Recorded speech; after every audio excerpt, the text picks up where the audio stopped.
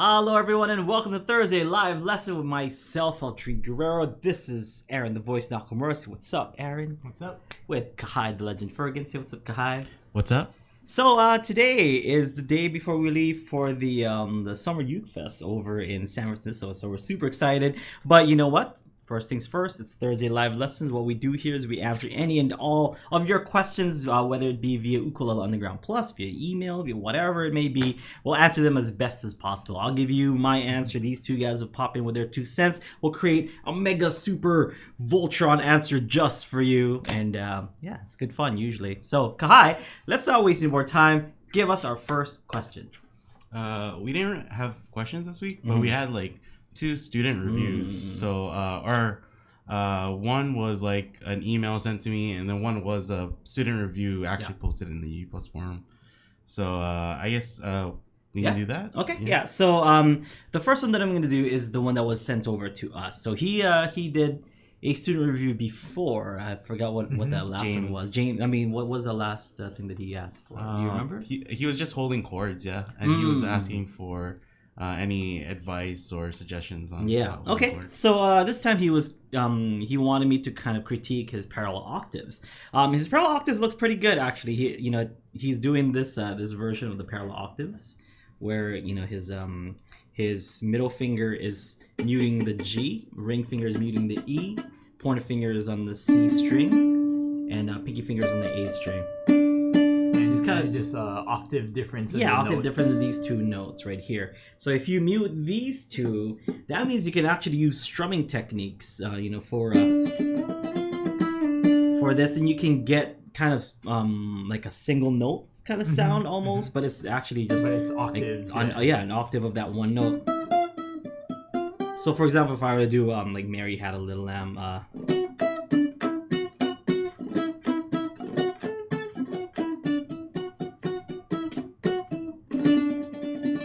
So it's kind of cool because you can incorporate those, those strumming techniques and stuff, like how I did with the roll. You can add all that really cool percussive stuff that you do with strumming, but then have those melody lines really come out without any background notes or chords getting in the way. So you still have the. You're just doubling that up.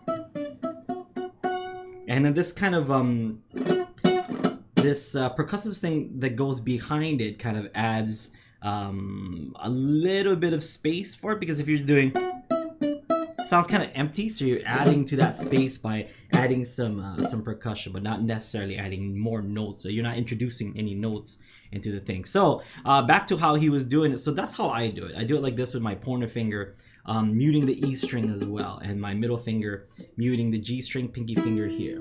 And I'm not saying that this is this is the wrong way or whatever, but this is definitely the harder way, because what you're doing, I definitely saw his pointer finger at this, we call it like a rainbow, or what is it called, like what do they call it for Songs Made Easy? I used to call it the arch. That's what the arch. You had like a little arch and stuff right here, and if you have that, that arch there, and you're only kind of playing the all your 4 fingers are occupying those 4 strings, I feel that it's a little bit difficult because you have to have them all on. Because if it's not on correctly, like for example, if you have this ring finger just a little bit,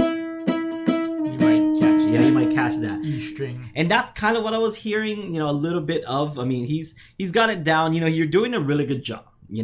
First off, you're doing a really good job. It's coming along nicely. But those are some things that you might want to watch out for, because I heard just a little bit of it. So, but I think the more you do it, the better you'll get at it anyway. Yeah. It looks like.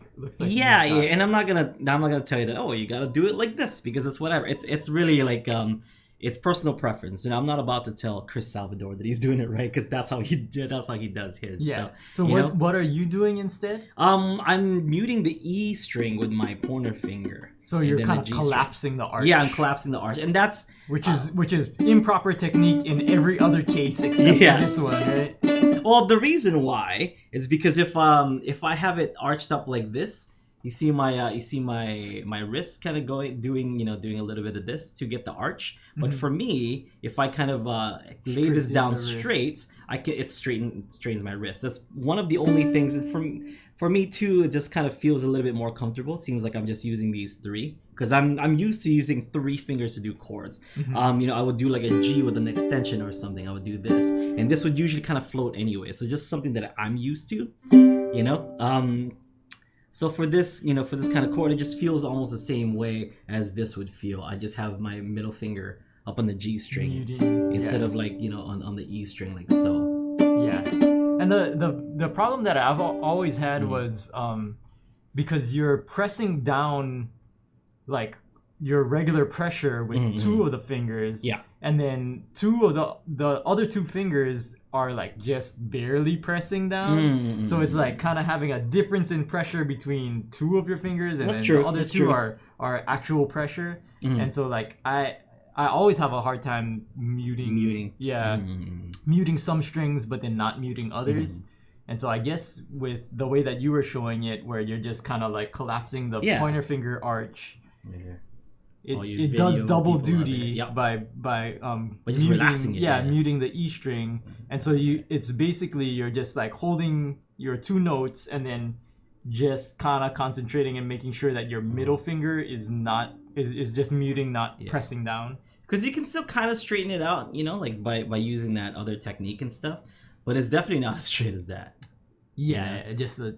But I guess if you're kind of doing it this way, you can lower your elbow, but that doesn't make sense. I mean, but like it's really different strokes for So if you can conceptualize it easier either way, that's probably, that's what's good for you. Other than that, I mean, it's coming along nicely. I think you're doing a great job. Just do it a little bit more, and I think to add to that, if you want to make it even better, is to add those right hand techniques, because right now he's kind of just getting it down, just doing. He was doing the exercise from 102. That's why. So he wasn't really playing anything. He was playing that specific exercise. So try to experiment, at this point with just like how I did with some some rolls. Maybe add some chunks in there instead of just doing a. You can do a. Add a chunk.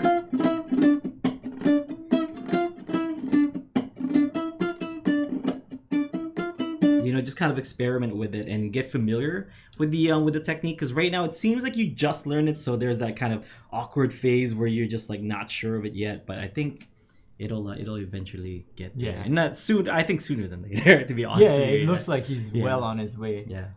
Do you usually when you do that technique, is it usually just kind of like short hits, or do you ever let it ring out? You do sometimes. Sometimes you do. Like for example, in Bandito Tyler, like I'll let that kind of ring out. So that was like a slide. Yeah. Even. How does it go? Your song.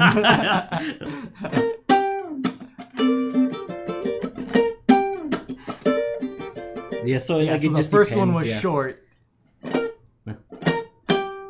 So you're kind of just like pushing down really quickly and letting go. And then the second one you kind of slid down to make it ring out for a little even longer. Yeah, I mean, so you can play around with that too, like how short and how long you can hold each one. Because really you would only a lot of times you're just pressing down really quickly, just making sure that you're doing that. I mean, you can take some like basic stuff, like how I did with like Mary Had a Little Lamb, with anything, like some basic maybe even like Happy Birthday or whatever, and try to do it using that technique.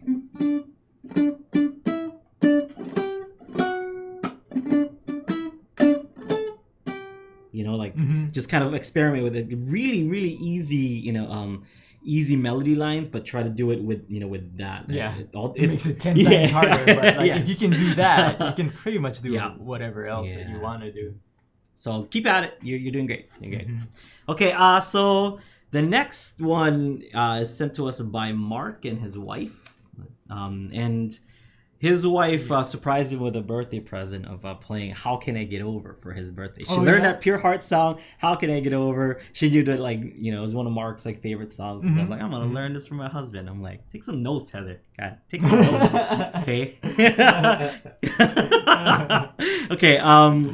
So she, you know, she played the ukulele, she sang and stuff, and she's basically asking us if we have any advice on singing and playing at the same time. Because I think she did great. I think she did great with the song. She kept the rhythm really nice and steady. You know, she's not trying to do any fancy strums. I think she just did I think she just kind of did one of those. I wanna know,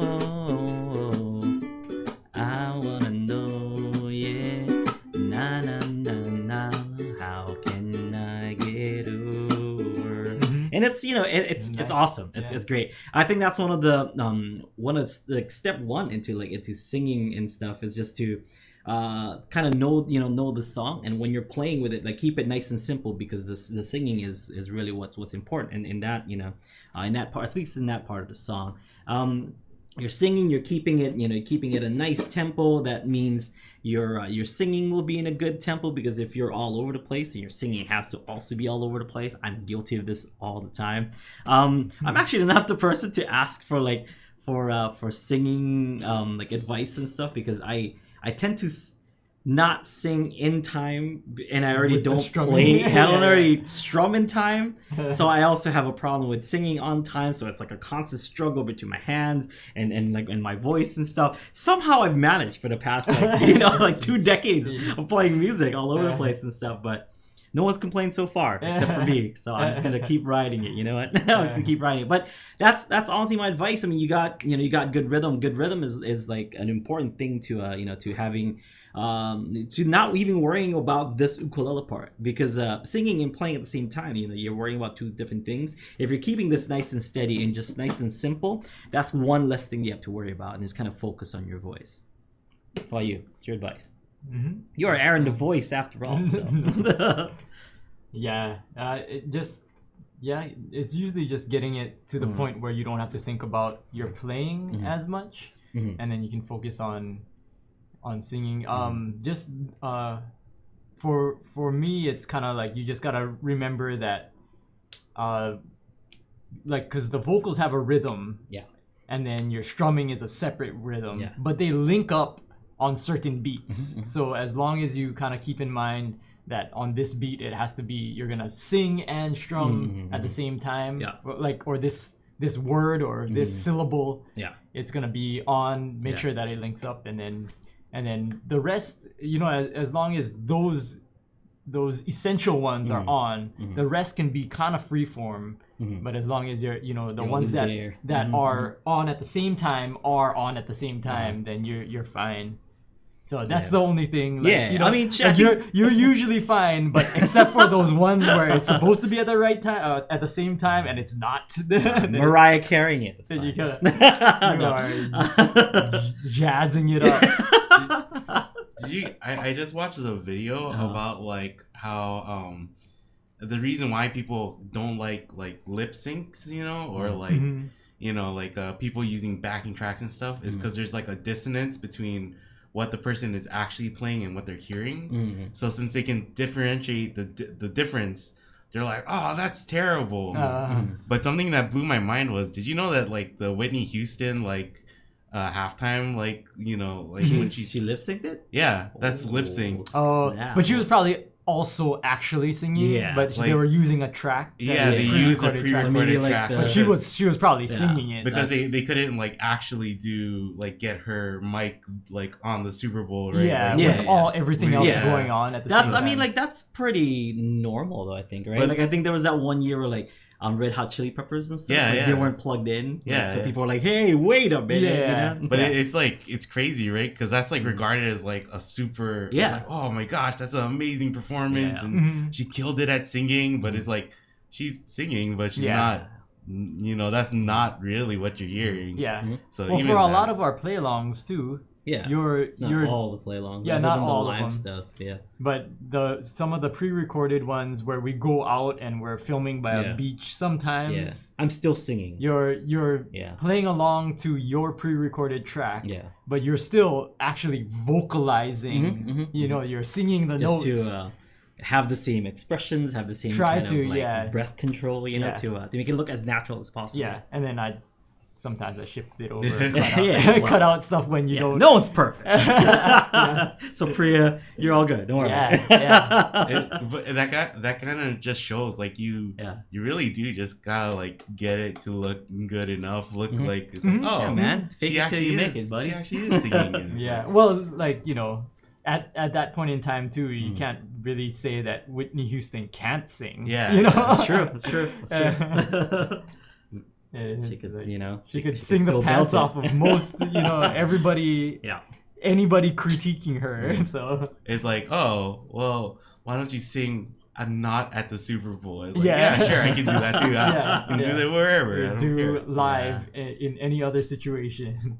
So I know people have been getting like criticized and stuff, but that's been kind of normal for a long time. Has it just been recently that they've been kind of letting them sing like normal?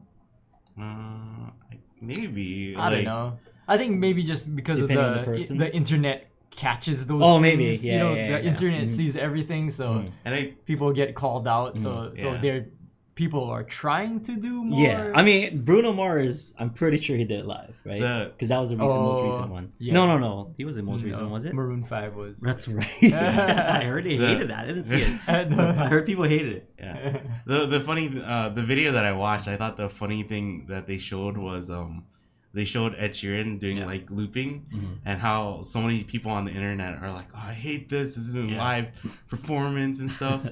But then he showed James Taylor doing like almost the same exact thing, except it's with a huge, tape deck going like this. And people love that because they're like, oh, it shows like it's authentic. It's like it's the same thing. It's just the technology changed from that huge thing to a pedal, How dare you tell us we're wrong? How dare you call us out? It's great, but they're like, oh man, there's like some pub singer on TV. He should go back to pub singing when they're talking about Ed Sheeran, right? It's like, it's the same thing. I can't hear you through my millions of dollars. That's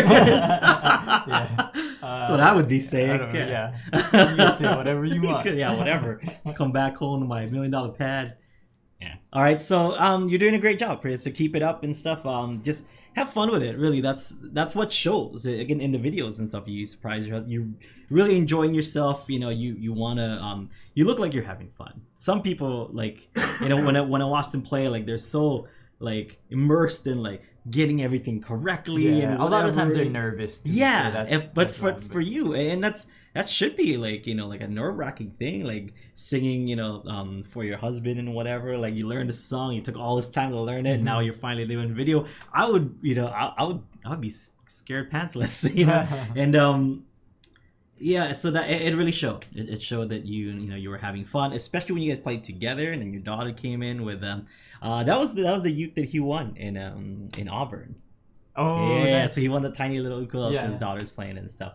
It was cute. It was really cute. Loved it. All right, so next order of business, Kai. We are live, by the way, folks. We are live, so we do have a live chat. If you guys want to ask us anything, type it over in the chat, and we'll get to it as best as we can. All right. Is there any chat questions, Kai, that you saw? Well, this message came in like while we're doing this, and it's John, and he said like in Maryland overtime, someone hears that I play the ukulele, they laugh and say, "Haha, Tiny Tim."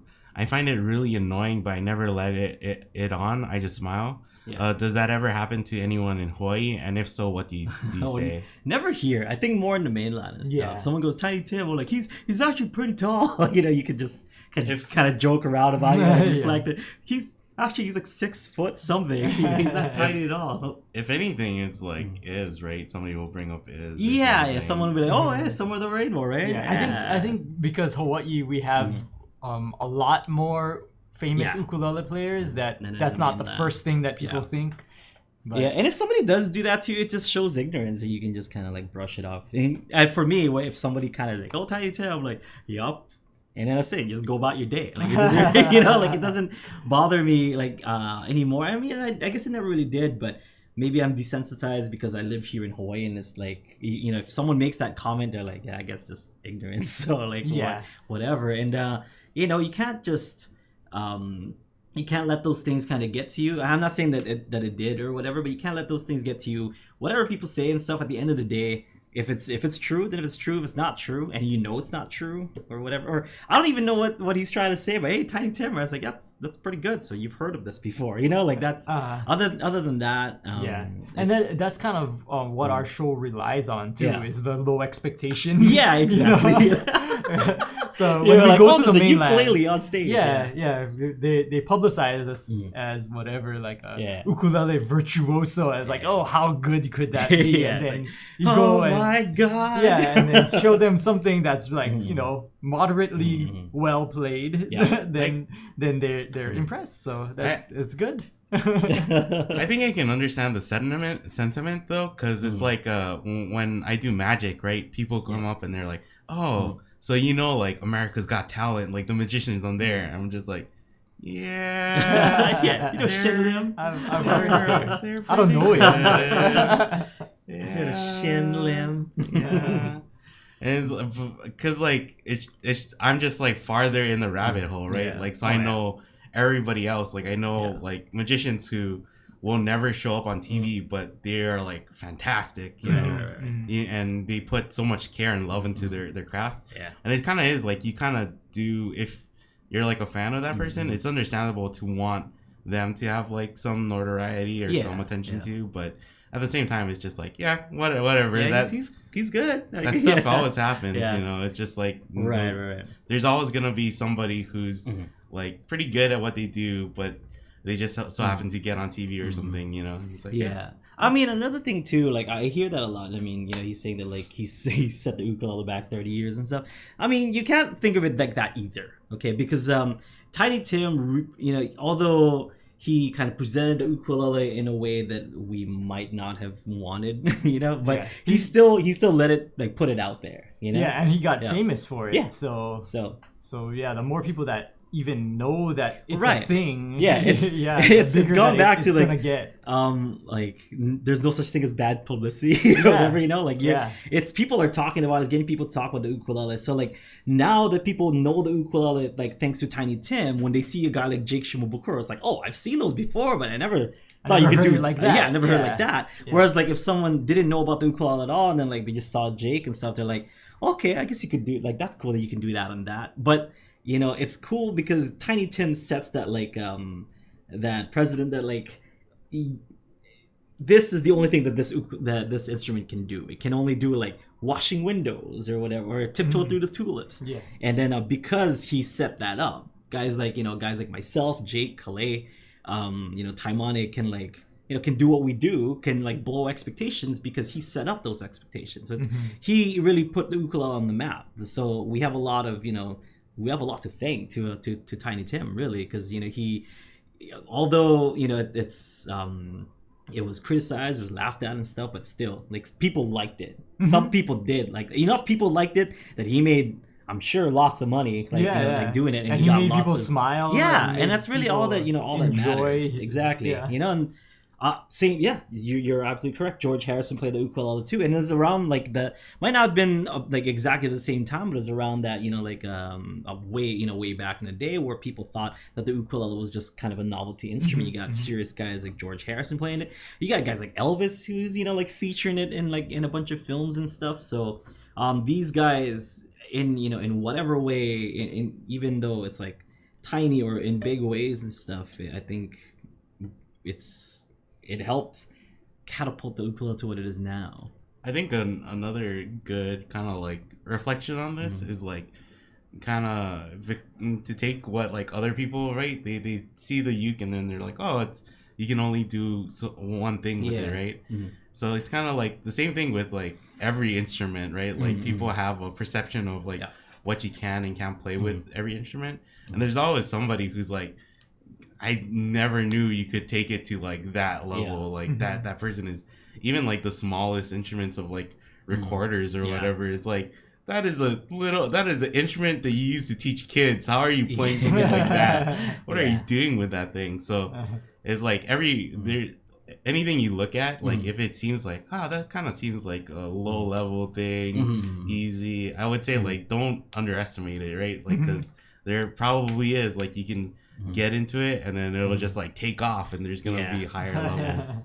I have actually played Tiny Tim's ukulele. I've held it, strummed it, and I've played it. It's got a haunting like mana to it. He died. Yeah, he died on stage. Not with that uke though, I don't think. You know. But no, I think was it that that uke? That was the one. Oh, that's probably why I got like some weird vibes on it. But like, hey, whatever's Tiny Tim's uke. Because that was Tim, right? Yeah, Tim Smithies has it. He said that. I think that is the one that he was playing on stage when he kind of like and then he died afterwards. But he says that if you look at that, because it was like a metal resonator, right? Yeah. So he says that there is a dent on it.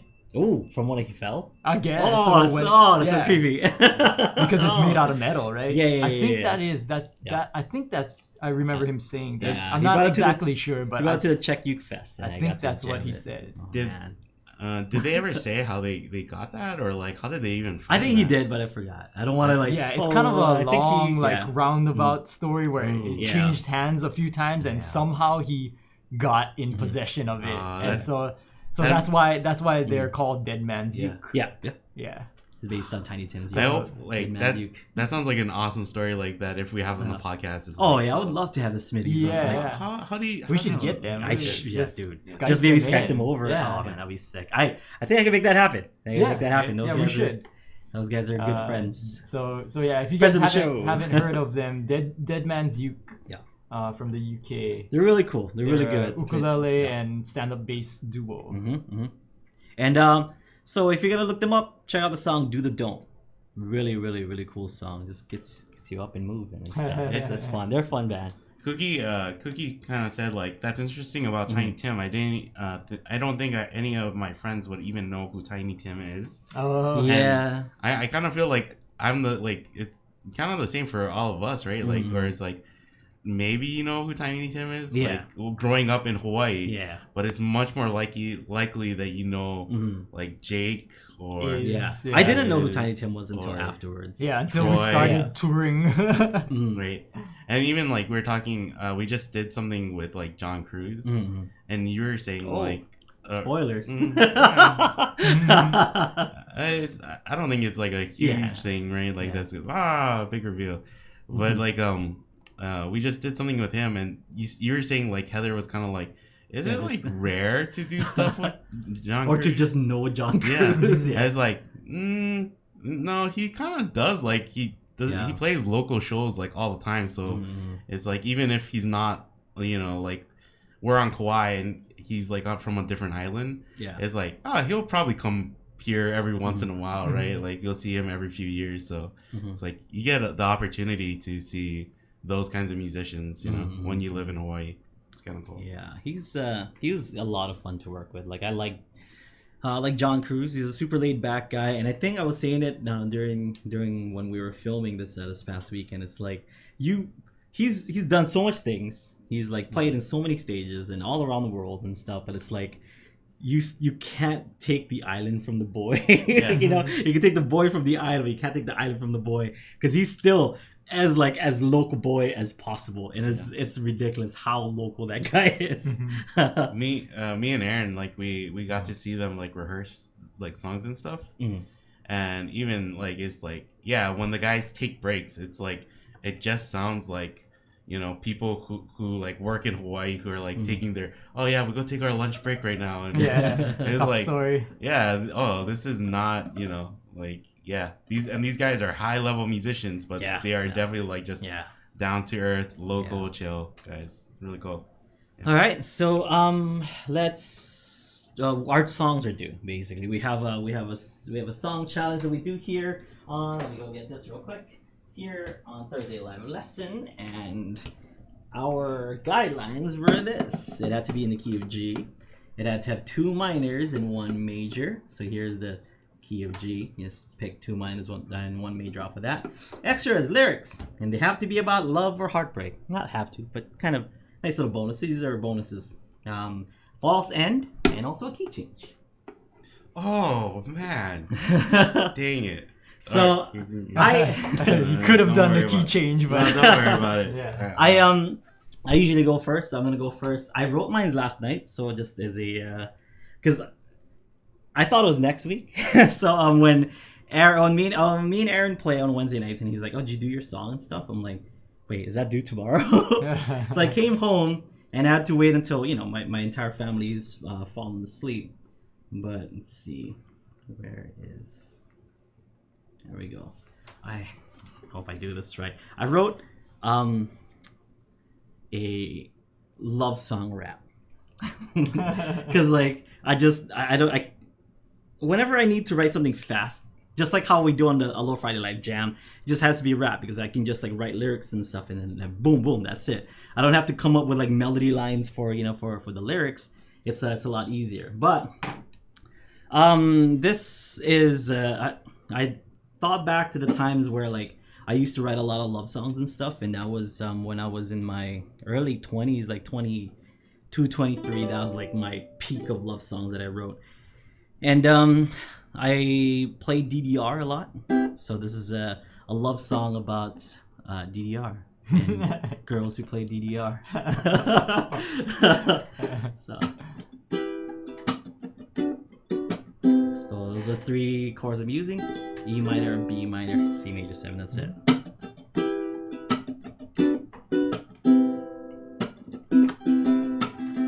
Here I go, I fall in love again. Here I go, I fall in love again. Here we go.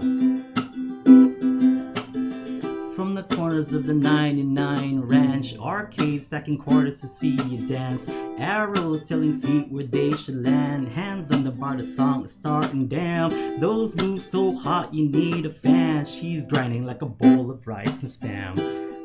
I fall in love again. Here I go, I fall in love again. Okay.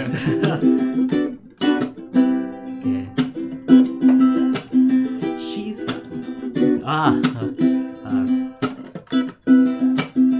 got the beats, Patty Mayo. Got me writing journals along with my banjo, alongside pork chop and mosquito. Oh no, tempo, go-go, allegro. But I can wait as much to finally stop it to my beat. Loaded quarters into hands, less than insert coin, raise the heat. Mixing up a little thriller in the middle. And one time, sorry.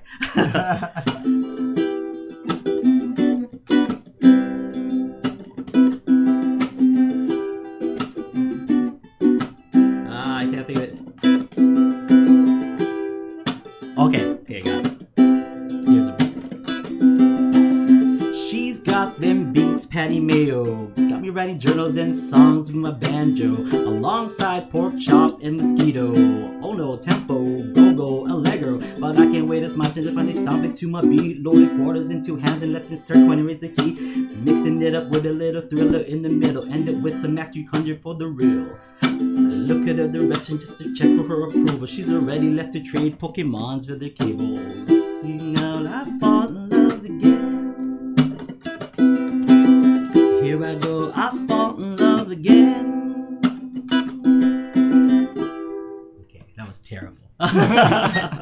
But I wish I'd practiced this because I wrote like a key change in there because it's supposed to the second verse is really like kind of nuts because it goes oh no, tempo, go-go, allegro, but I can't wait as much and to finally stop it to my beat. Loaded quarters into hands, let's insert coin and raise the heat.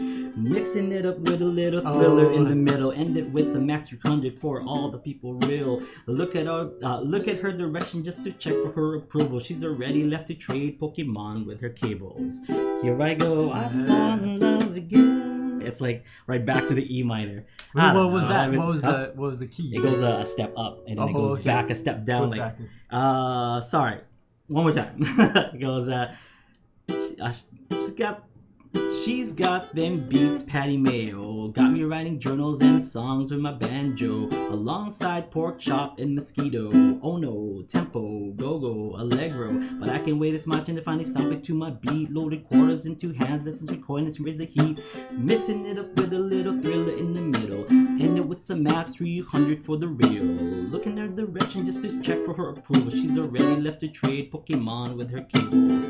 Here I go, I fall in love again. That's it. Here I go, I fall in love again. Mixing it up with a little thriller in the middle. End it with some max 300 for the real. That was my like false ending. Nice. All right, so that's it. Okay, Kahai usually.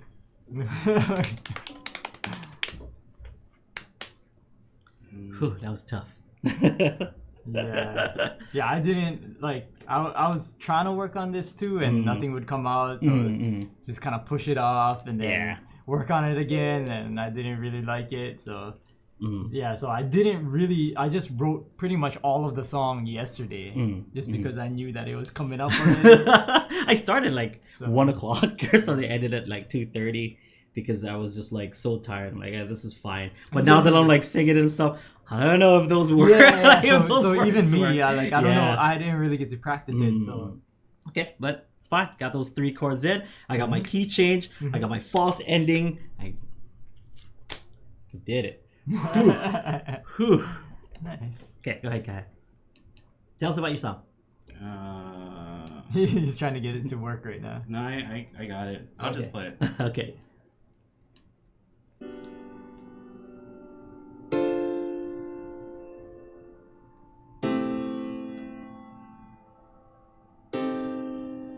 Ooh.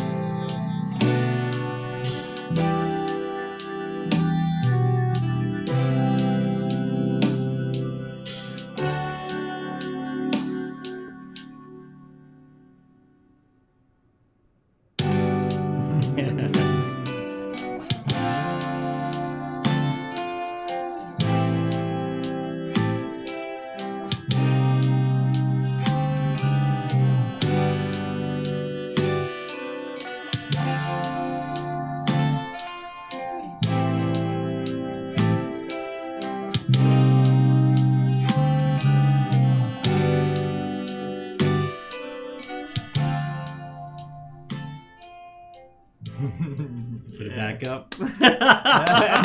Yeah, go again. Oh snap! 2 false endings. Nice, man. Nice. Just putting one last, like, not even like another, like verse or whatever. Just a boop, like to make you think like, oh, it's gonna start again. Yeah. Yeah. Yeah, when I was like looking up false endings, the ones that always just caught me were the ones that faded out.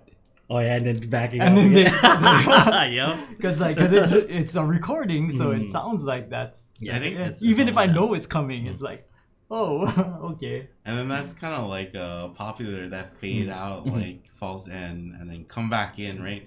It's pretty popular in like 80s music. Like, so it's like, your 80s pop music, you're bopping along, and then all of a sudden it's like, oh, it's the end of the song. Oh no, one more verse. Come on. I'm going again. Yeah. I don't know. Like I try to, like I'm a terrible lyricist. Like I can't write, lyrics, and like I wasn't even good at writing like poems or stuff for school. So like I kind of try to write stuff, but then I'm just like, I don't know what I'm doing. I'm just not really writing, a song. And as I was doing that, I kept trying to like write something kind of like what you did, Aaron, where it's like, John Mayer, like Gravity, like where it's supposed to be one word. So kind of that style too. I tried to, with this song, I already started writing it like kind of, I think, with that same idea where there's like just a lot of open space, and the like whoever is like gonna sing over it or whoever is gonna play over it, they have all that empty space where they can just do whatever they want. So, I mean, it feels like it should be a song like with vocals, lyrics. on top of it. I kind of you should have done like a sexy sax solo, like well, instead of lyrics. You know what I mean? Like I have the sax come in kind of for like that second chorus, sax and horn, right? Yeah. But it was background, like background. Yeah, I need sexy sax. Filled in some of that. Yeah. Like another like band too that I kind of liked is like Lawrence. So like that kind of their groove where they do a lot of like really simple songs where it's like only 2 chords. This song is actually like the chords are kind of weird and it's different, but kind of that same vibe where it's just like empty space. The instruments aren't really doing a lot. Really, like I think R&B is has got a lot of empty space here, and that's like an anticipation thing. Like they purposely put those empty spaces to like, oh, what's next? Yeah. And then this one would have been an easy one to do the key change because you do that step up. Kind of. There's like a section of it where it kind of goes, from major, then a minor step, then a minor step, and then you could have gone higher from there. There's a lot of like chords in the song. Like I'm not really sure if this song is. I played like the sax parts and I played stuff in the key of G, but the chords are like it's a G major 7, then it goes to a D minor 7, and then it goes to or a minor 7, and then to a C sharp or C minor 7.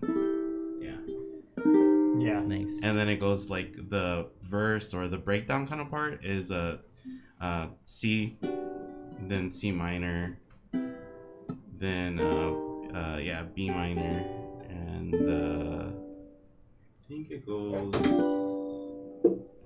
It's not like it was like a 7-2 back to the 4.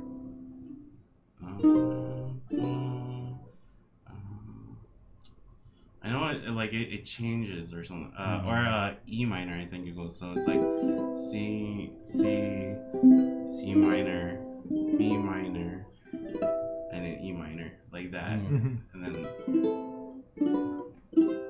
that's like the rise part. Nice. Yeah, and to the 5. And then to the next key. Yeah. But like that's right there. Yeah. So like the chat is kind of exploding with title comments. Like John says that all Kahai's song needs is a great Barry White vocal on top of it. And John's wife wants your phone number. This might be my favorite of yours so far. Pretty good. I still like the Adventure Time one. That's my favorite. This is a close second. I love this. Yeah, it's like I was thinking like I haven't really like I have no idea how you guys like, you know, conceptualize like writing, because when I write songs, I just think about like melodies and harmonies and kind of beats, you know, not like even the rhythm too. It's like that's not my forte. It's more like when I get into writing, it's all the harmonies. Like I'm looking at it like how can I lay down this like interesting harmony? And so like when I try to like think of lyrics, I'm like, what do you do? Like, how do you? All your brain capacity went into the harmony part. How do you fit words you into write, like this? You thing? write from experience. Yeah. My experience is I see cute girl playing DDR, DDR. and I'm like, let me show cute girl Whoa. how I play DDR. So I go play DDR. By the time I'm done, she's trading Pokemon somewhere. Well, it's not. Heartbreak. Maybe it's, you know, like yeah, but like I feel like it's not that like I can't find a topic to write about. It's just I really don't know how to like put words into a melody or into anything that will like fit the song, right? Like, and even when I try to like think about, okay, like, so all right, like I looked at other people, it's like, how do other people do this? And it's like, oh, they find one word that, you know, like gravity or something that they can make as a hook, and then you just use like other words too. And I was like, that just like blows my mind though. Like I have no idea how other people do it. I'm just so focused on like the instrument side of things. Yeah. I need to find like Elton John has his partner, right? Like who writes all the lyrics. I need to find that guy. Yeah, you need a lyric guy. Yeah. Yeah. So for me, it's I usually come up, most of the time I come up with the chorus first. So first, like with this song, I was just playing around with the key of G. Yeah. And then I come up with like kind of a chord progression first, and then I start playing the chord. If I find a chord progression that I kind of like, I start playing it, and then I start humming like a rhythm and a melody line that might fit on top of that. Yeah. And then I just say the first words like in that rhythm that sound like they would fit there. Yeah.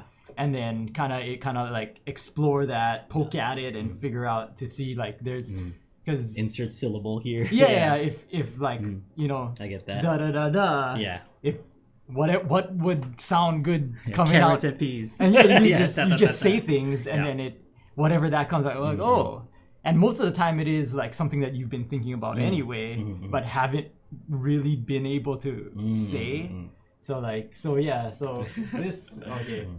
I gotta find my lyrics. Oh, look at the lyrics. Yeah. I gotta pull it up still. I like being just like experiencing it for the first time. When I tried to do that word, right? Like it's just like, oh, I'll just spit some words and it'll go over this. It's like hats. It's like bad rappers, right? Yeah.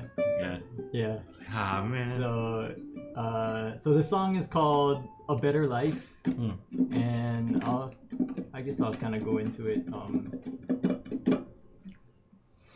Oh man, let's see. I gotta make this a little bit. It already sounds good. It it already sounds good from like the title alone. It already sounds pretty good. What'd you call yours, Kahai? People are wondering. I don't know. I didn't even need. Like I just wanted. I don't know. I'm gonna name it one lyric song, and it has no lyrics. No lyrics. You just read at the end. You're like, thank you. Instead of what is that Kingdom Hearts song? Simple and clean. Yeah, somebody just said simple but smooth. Simple but smooth. They're talking about lyrics, but I kind of like that. Simple but smooth. I'm gonna take that. All right. Yeah.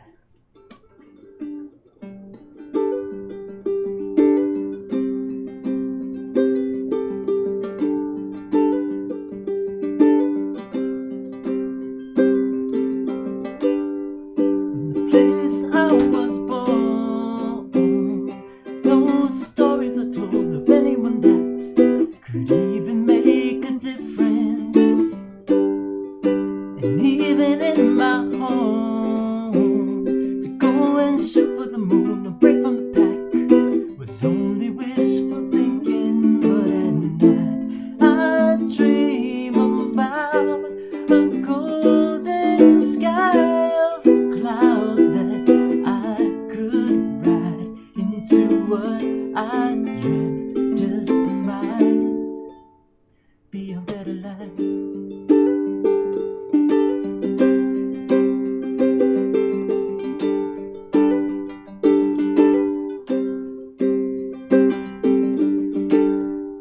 So I was always told that I'd never be strong, never be fast, that I was just resisting.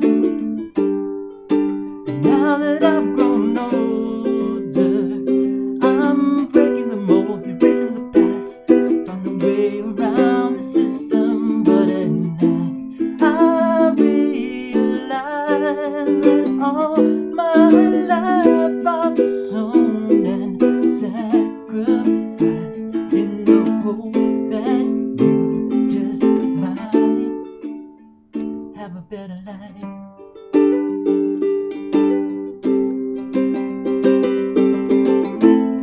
Every soul has got a dream,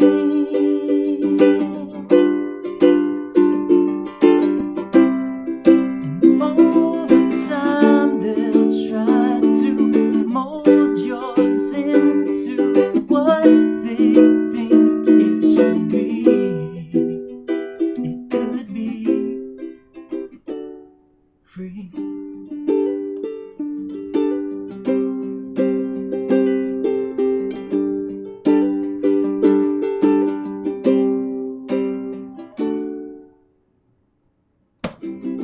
I've always told you, oh, anything that you want it to be is there for you to take it. But now that you are older, I'm letting you go and waiting to see your luck if you should make it. And at night I realize that all my life I've sown and sacrificed in the hope that you just might make a better life.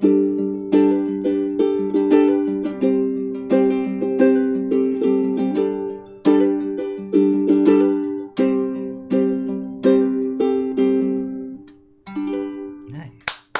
Hey, so good. So good. In that like right before the false ending where you went C and D and stuff. Yeah. I thought you were gonna go C minor, and I'm like, oh, Yeah. oh. You gotta set it up for the Yeah, false I see, ending. Yeah. see. I'm like, oh, okay. Yeah. Yeah. So Nice, so good. Okay, tell about it.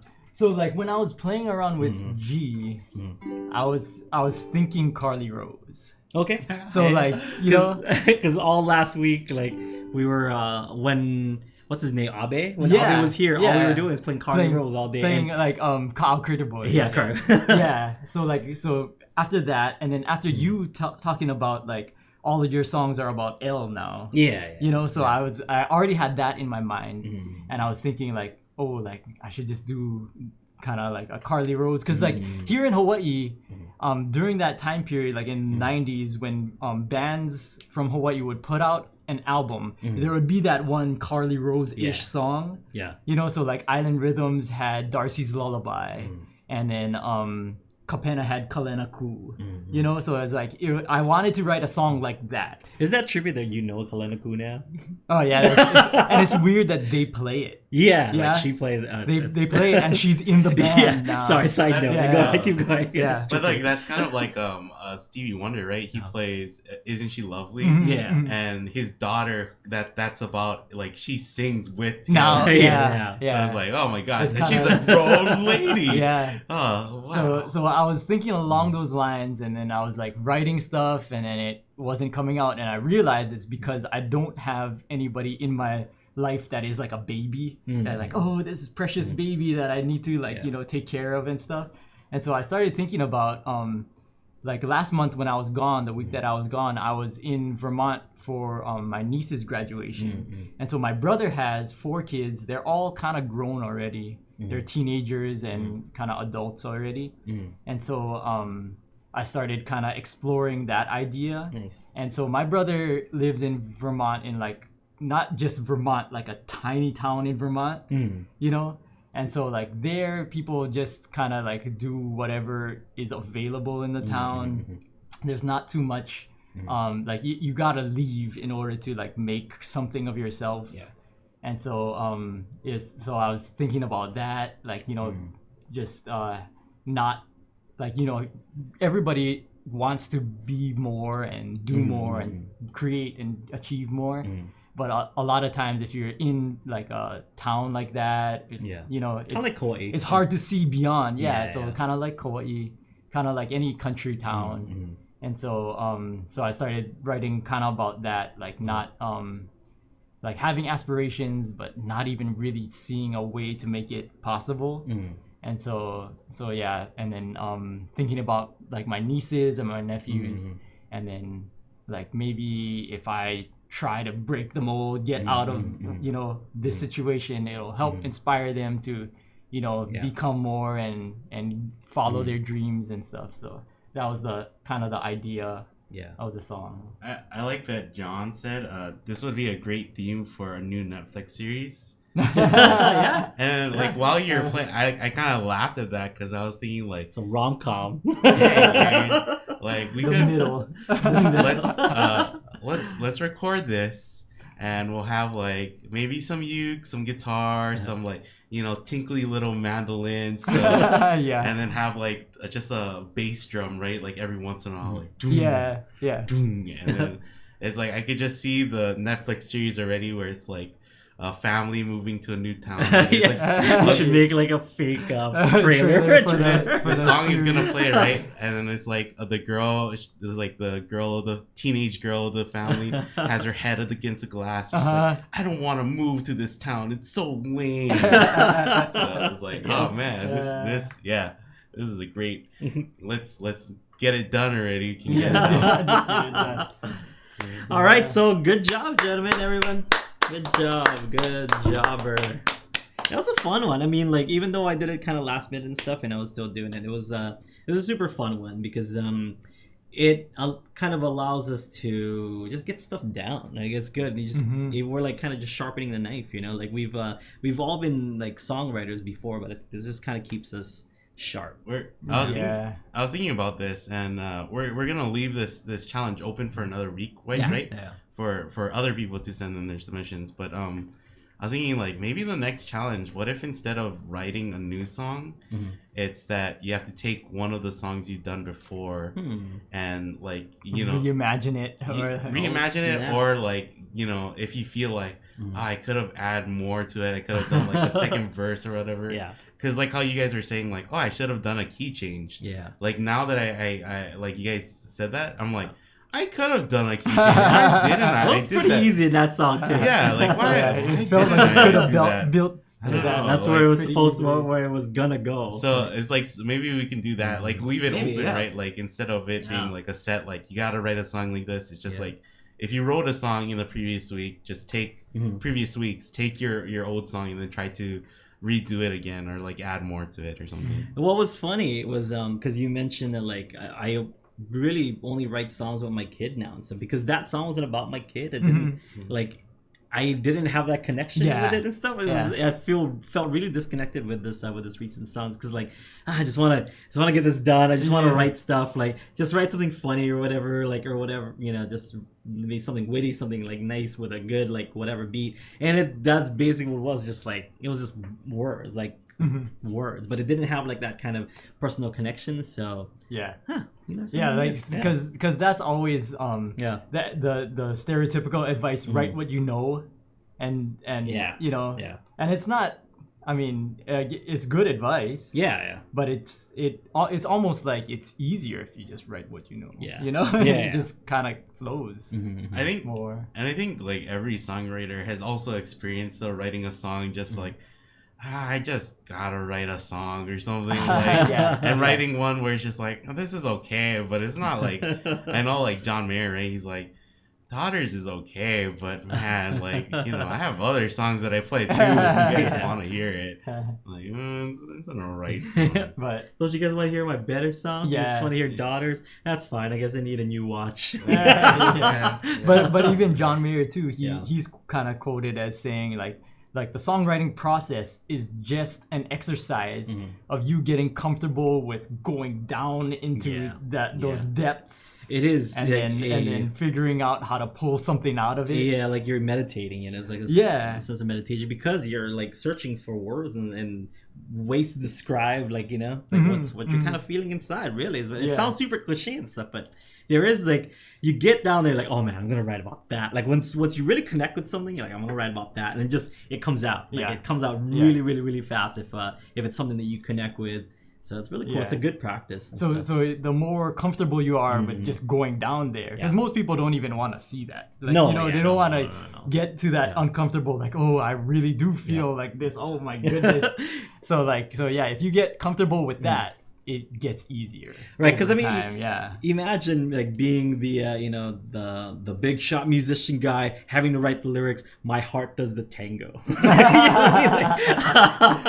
You're like this smooth operator on stage and stuff, and there you go writing lyrics like. My heart does the tango. If you talk like that in real life, it's like, oh man, come you gotta on, be man. really comfortable with yourself. Exactly, like. It's stuff like that I think about sometimes. I'm like, that's because it's great in song and stuff. No one talks like that, fantastic. like really. So it's something that you have to be comfortable enough to write down. I think, or even like if you look at old songs, right, like Mr. Sandman, like when they originally sang that, like, and they there's like a live performance of them singing, and people just start laughing because they listen to the lyrics, and it's like. That kind of is goofy lyrics, but as a song, it's like pretty good. Yeah, it works. That's kind of any creative process is like being able to express something that you may not want to consciously say. But your subconscious like really needs to express it. So Watch when Kahai goes and meets his nephew. You're having a nephew soon. Yeah. And Kahai meets his nephew. Carly Rose song. Like, oh my god, I'm gonna write a million songs. I guarantee. Like, hold him for the first time. You're like, this is awesome. I don't know. Your life's gonna change. He already has a nephew, and he doesn't feel that way. The thing I feel about my current nephew, my nephew is like because it's like your cousin's kid, right? Yeah, and he's 10, so I can mess with him and do stuff to him. Right. Like that's the thing that I think I told Aaron is like I gotta be careful because with my nephew, like the first thing I do when I see him is like I run up and I like just go like whoa, and I like fake punch him in the stomach, right? Yeah.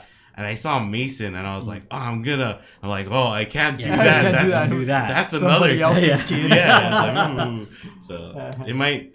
I don't know if I probably will. You probably have your own thing with that with the new nephew. Yeah. We already call our, my nephew. We call him Gohan, like in the family, and that is not his name, and that's just his dad was like, oh yeah, we're gonna name him Gohan, right? And my sister is like, no, absolutely not. But this is his first name. It's Gohan Goku Luffy. Yeah, none of us have given up that name yet. Like we haven't stopped calling him that. So I don't know. We'll see. Yeah, so it's gonna be good, man. It's gonna be like I'm excited for you. You know what I mean? Because this is your sister's kid. It's not like your cousin's kid. Yeah. It's gonna be super different. Yeah. So I'm stoked for you, man. Because now like I did notice a difference between like if I write something for my kid or something that at least I connect with and stuff. Yeah. And just writing for fun is like it's apples and oranges, really. Because I mean, still like writing for fun is fun. Like it still came out okay, but like, man, yeah. Let's revisit some of our old stuff. I'm curious because after I sing it here, I forget about it. Yeah, I totally I forget about it. So I'm curious to kind of go back and see what some of the stuff that we did and maybe kind of rework it. Yeah, maybe we'll do that for next challenge. Because a lot of my songs too, I kind of feel like, oh man, if I only had a few more days, I could have maybe done another verse or something, or another, like done, not change the whole thing, but then done like the same, like again, like a verse where it's a different iteration of that part or something. So yeah, we'll see. Yeah, should be good. All right, guys, thanks so much. By the way, there's no one-on-one coaching after this, but Tomorrow we will be heading out to the Summer Uke Fest over in San Francisco. I know I said I was gonna post something this past weekend, but we posted something else this past weekend, so I'll be posting that later on today. You can win tickets to this Sunday's performance if you live in the San Francisco area. If you haven't gotten your tickets yet, we'll give you guys a chance to win a free ticket to this Sunday's show. Or if you're going and you want to win a ticket for your friend or something, you could totally do that. It's gonna be really simple. I think it's just like follow the summer SF Uke Summer Uke Jam and like the photo. I think that's all it is, and then we just pick one from that. So we'll make sure to do that. We'll do that today. Thank you guys so much for watching. We'll see you folks next week. Check out our new stuff. We have Law and Order over on UU Plus Solos. We have that awesome Uke challenge that you put out last week. What else do we have, Kahai? We're having something coming out on Friday, yeah. So instead of our jam, because we're gonna be flying out tomorrow, I guess. Yeah, no Aloha Friday live jam, but what's coming out something tomorrow? is gonna be on our Tomorrow? Yeah, like there's a video. It's just something on our we've had. YouTube. Yeah. Okay, I don't know what it is. It's a surprise to me too, guys. Like, it's gonna be great. But check it out tomorrow. We'll see you folks next time. Have a great one. And like always, if you guys have any questions or anything like that, if you guys need help with anything, make sure to click that green button on your bottom right hand corner. That'll get to us. We might be out of town this weekend, but we'll get back to you as soon as we can on Tuesday morning. All right, so click that. We'll be glad to help you. You can also email, like for everybody who's maybe listening to the audio podcast. Questions at ukuleleunderground.com. Also, make sure you check out our new app. We have a new app, so check that out as well. Okay, all right, guys. In both the iTunes or the Android store. And Google Play. So all right, guys. See ya. Aloha. Wish us luck this weekend.